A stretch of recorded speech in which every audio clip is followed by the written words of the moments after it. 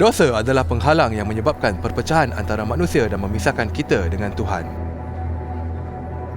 Jika manusia bertanggungjawab atas tindakan mereka dan melakukan dosa, kenapa Tuhan mesti selamatkan mereka dan bukan membiarkan mereka menanggung akibat perbuatan mereka sendiri? Tuhan adalah kasih, pemberi kehidupan.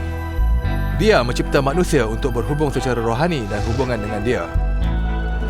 Tetapi manusia memilih untuk bertindak bertentangan dengan kehendak Tuhan, untuk berbuat dosa yang memisahkan kita daripada Tuhan, sumber segala kehidupan.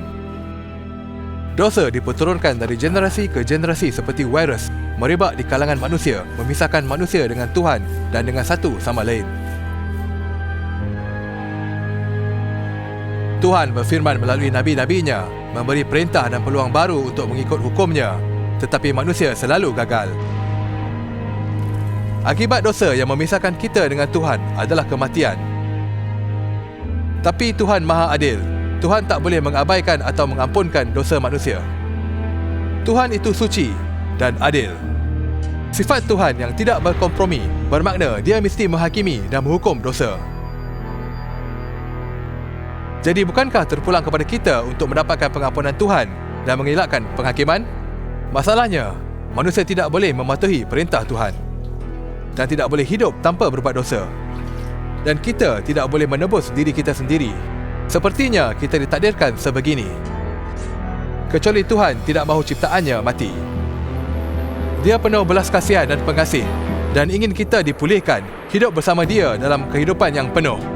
Bermula dengan Nabi Ibrahim dan diteruskan melalui nabi-nabi yang lain selama berabad-abad lamanya. Tuhan mendedahkan satu persatu rancangannya untuk menghantar penebus yang akan membayar hukuman untuk dosa manusia. Penebus itu ialah Yesus. Dia turun ke bumi dari tempat kemuliaannya di syurga, mengambil rupa seorang manusia dan menjalani kehidupan tanpa dosa yang kita tidak pernah dapat.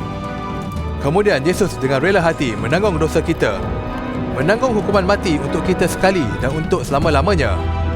Tetapi kematian tidak ada kuasa terhadap Dia.